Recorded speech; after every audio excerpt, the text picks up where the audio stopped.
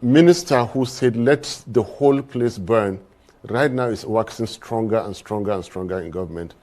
The Nigerian people are not calling for his head because he's too rich, he's too powerful. The president and the vice presidents are so incompetent, they are carried away by their 2027 agenda and the relationship between themselves, that they cannot call a highly placed cabinet member who says, let the whole place burn, for God's sake. Is this leadership? Is this the kind of leader he should have? He is so powerful that, as I speak here, I should be concerned of what he can do and he can't do. Is this leadership or is this brigandage? Well, I'll give you another example of how bad leadership has become, the way leaders think. Peter Obi gave scholarship, together with me, gave scholarship to a 17-year-old tricycle rider who returned 15 million found. And another elected official stood up and donated 250 million, $250 million, because Peter Obi and I gave scholarship, thinking that money is all about it. Why wouldn't such people go and steal the resources of their country, or of their states, or of their country? Leadership has crashed. The quality has crashed. Well, let me take Rule of law. Rule of law means nothing. Sure. Now in Nigeria, justice, okay, can be twisted to fit anything, to the extent that even when the Constitution clearly spells out the justice system can turn justice into injustice because there is nothing the people can do. Well, you're Nigerians. The message is, look, you're Nigerians. You cannot come out. You cannot challenge. You cannot defend your democracy. So we will do what I expect. Ahmed, Datti. I've been a Datti, Ahmed. Been a Baba, Datti, Ahmed. It's crazy. After 2023, though, right, his own brother, who is like Ahmed Baba Datti, I mean Ahmed Datti Baba. So, you know that guy? Yeah, the one with the Arewa Consultative Forum. Those ones who usually give press conference like almost every AK and 4 day, like that, remember?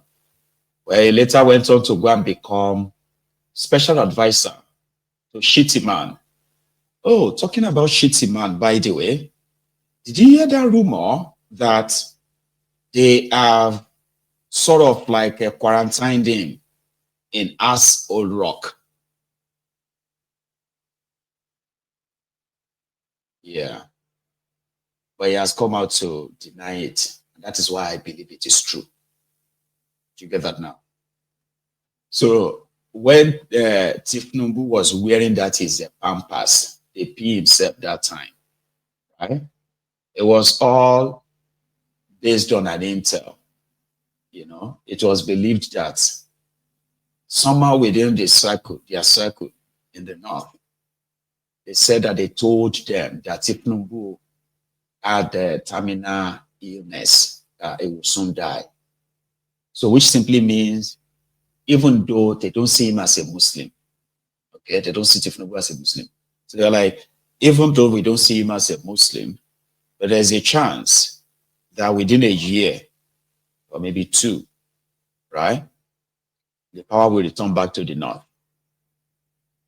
Like they actually believe in that ridiculousness that Tinubu had to begin to put up a show about it.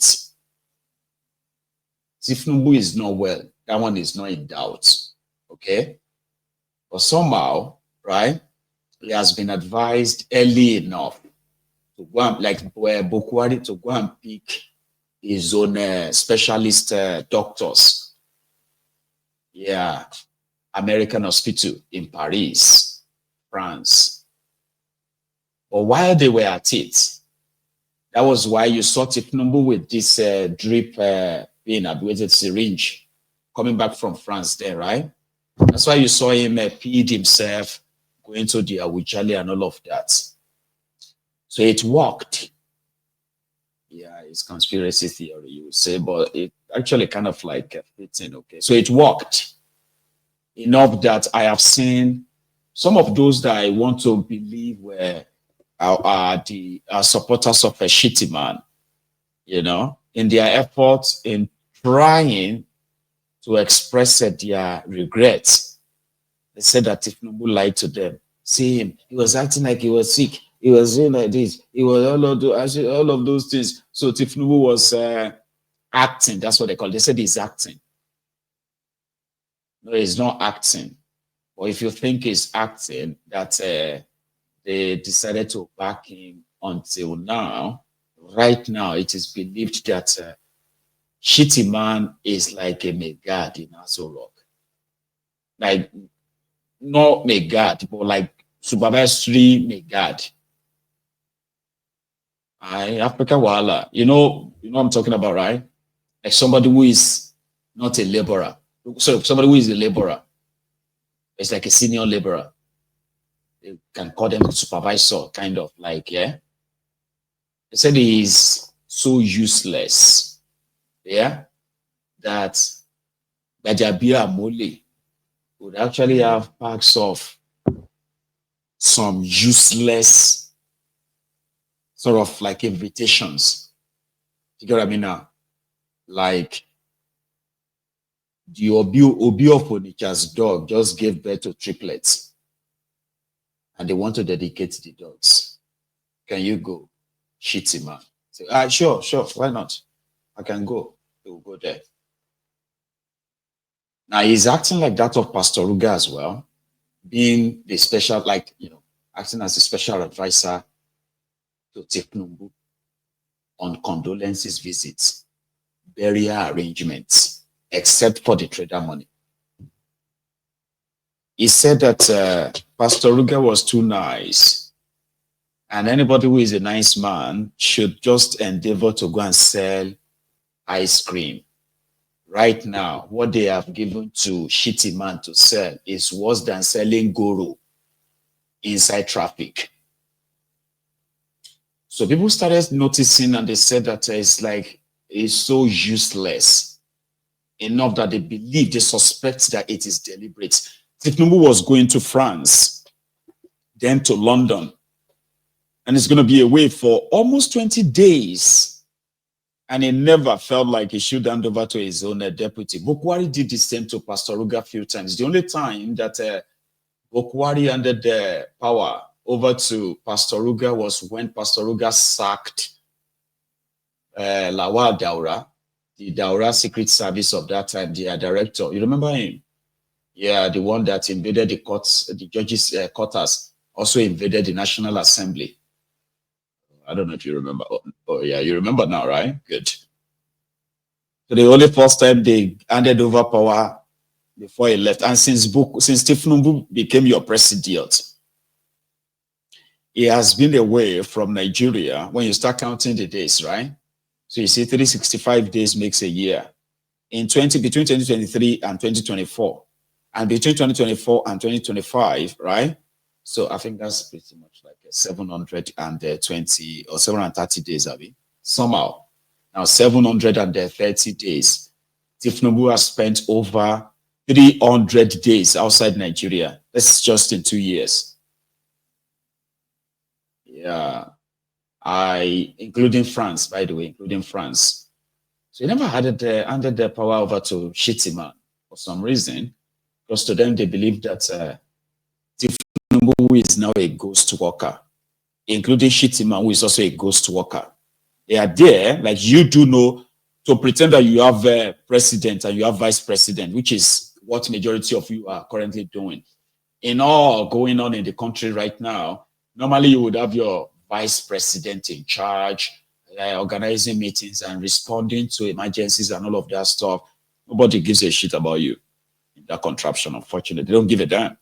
So these guys are the number 1 and number 2 ghost workers in Nigeria. So when they said that Shitty Man is now being controlled, it's like saying, no pass here. Imagine that. Because AssoRock, right, it's not just it's not just a building. It's like, it's like, government house now. That is where Tinubu and Shitty Man lives. Do you get that now? That is where they work. And everybody working with them and all of that, they are all over the place called the AssoRock. So now they don't put arrow. You know that time when they do corona, they put arrow. Say this way, walk this way. Arrow. No turn left to turn right. No look left to. That's how they said they are treating shitty man inside the AssoRock. That his own people feel so humiliated, so embarrassed when they witness what they are subjecting him to. So the first person to respond was Onofunuga. Onofunuga came out and said, that's not true. I was like, okay, if I didn't believe it before, now I do. Then the shitty man came out and said, no, they have been treating me fine. I've not been restricted to anywhere in AssoRock.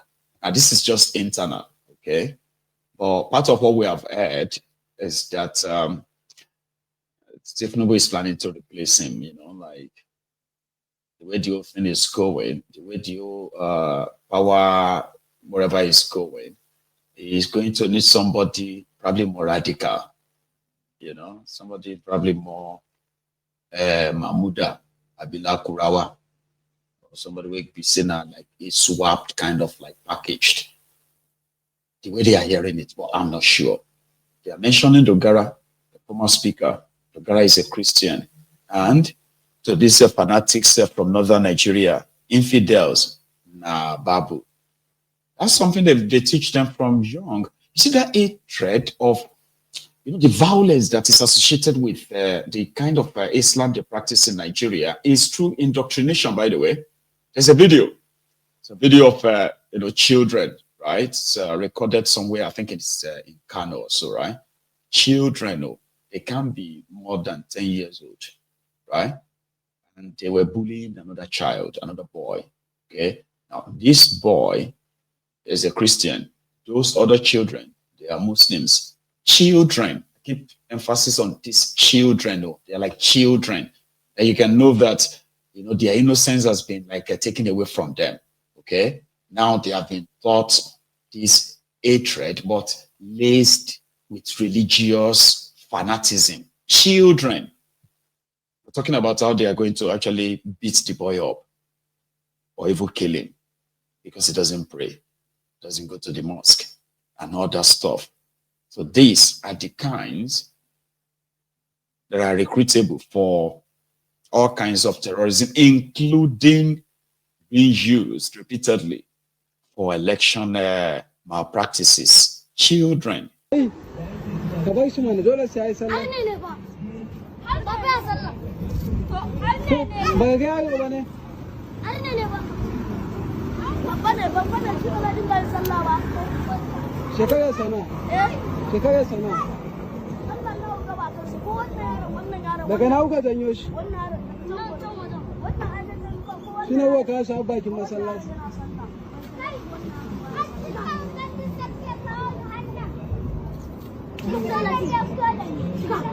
ko ya shiga masallaci ya sallaci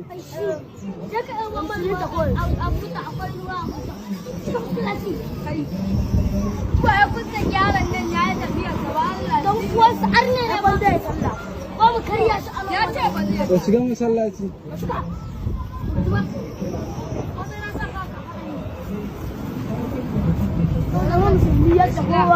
sunansa ya ba su hayya sunanka kai za mu canja sunanka kai dan ba za ka fada na bin ya sunansa ya sunansa ba so what is your name what is your name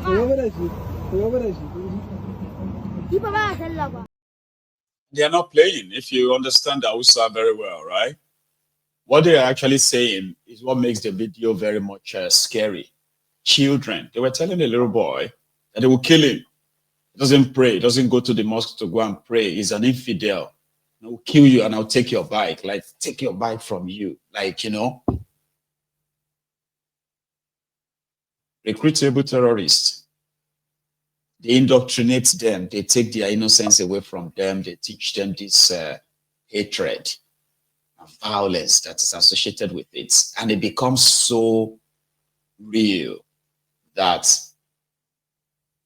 they feel dedicated, they feel obligated to carry out some of these attacks as instructed, because they've been indoctrinated to do so anyway.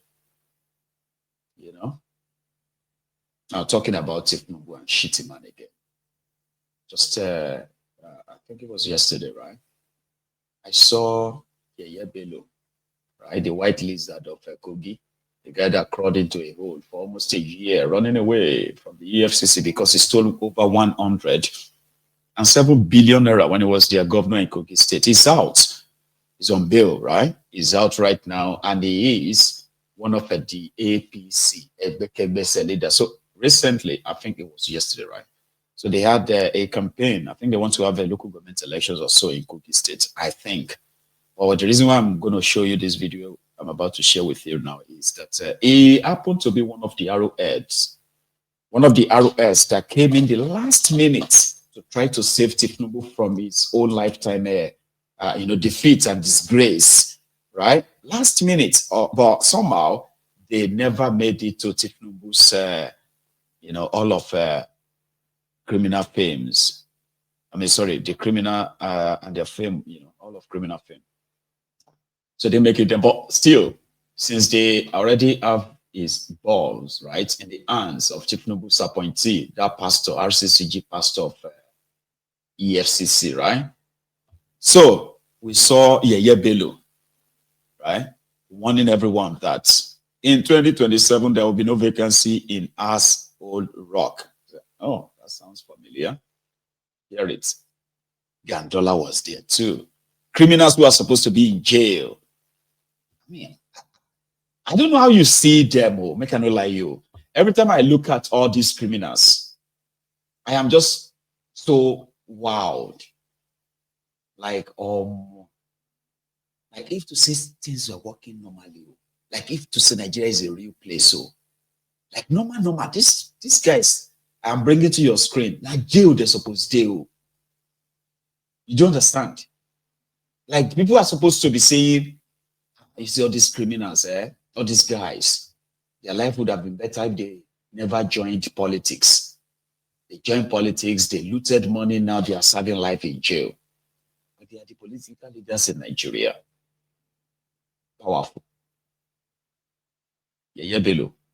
To be APC 100%. Remember, when I speak, it's like it is the oracle that is speaking. So whatever I say, put your mind and your attention to it. It will definitely happen. Remember when I said one of my brothers, then when I was a governor, that he will join us. That various APC, PDP governors will join us. They all joined us. And I said one of my brothers is going to join us and work in the government of APC. Today, I am happy that the Honorable Minister of State is enjoying that our brother. His Excellency, yes, Wike, we're all enjoying him in FCT because he's doing wonderful job for us here in FCT and for the country. Therefore, all the area councils will be APC. It is just a little time that it will take. Let me commend our national chairman. Let me commend the state chairman of FCT, Alhaji Usman, for all the wonderful job you've been doing.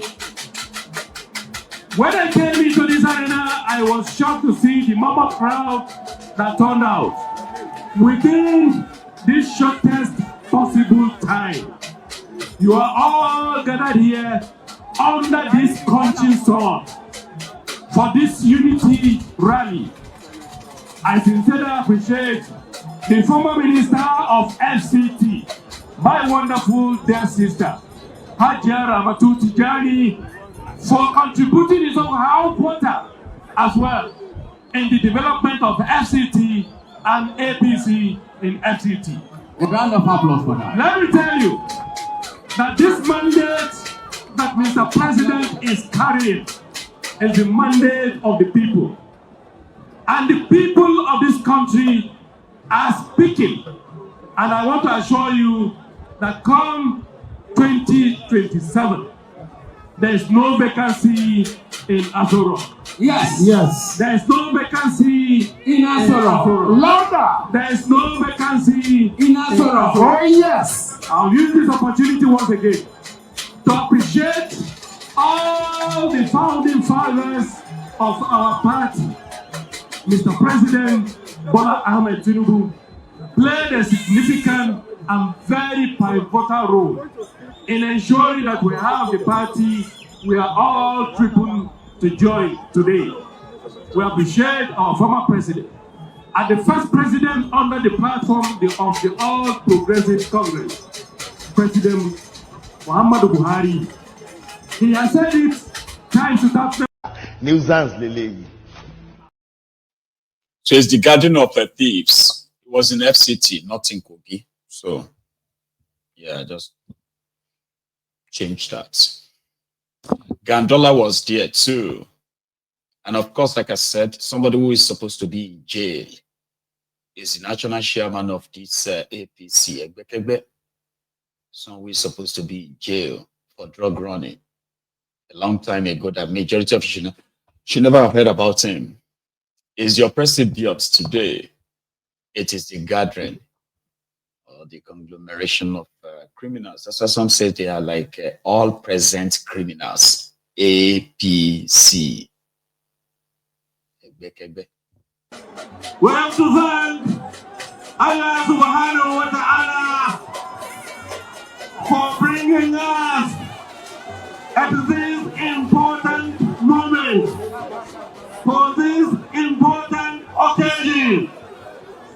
As you are all aware, this rally, we call it unitary, because the Federal Capital Territory is a geographical location that all Nigerians are united.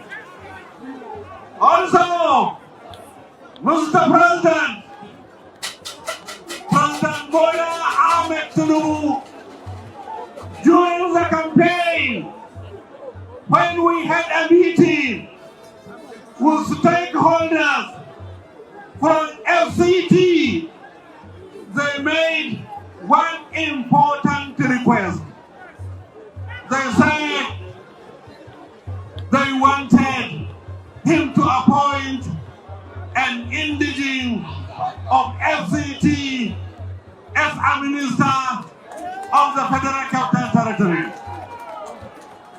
Right there and then, he answered positive.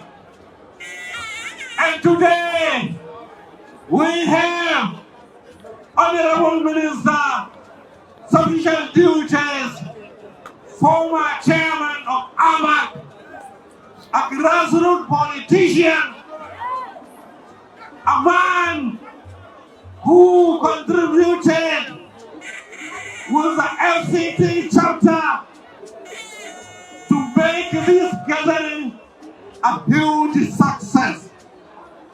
Therefore, the elders of FCT, the youth wing of FCT, the women wing of FCT, they all came to our office.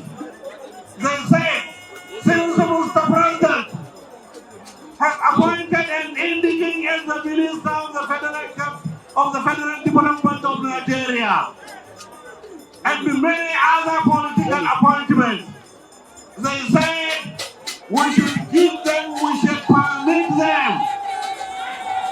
We should permit them so that all the area councils in FCT and the senator of FCT, House of Representatives in FCT, all of them will be from APC political party.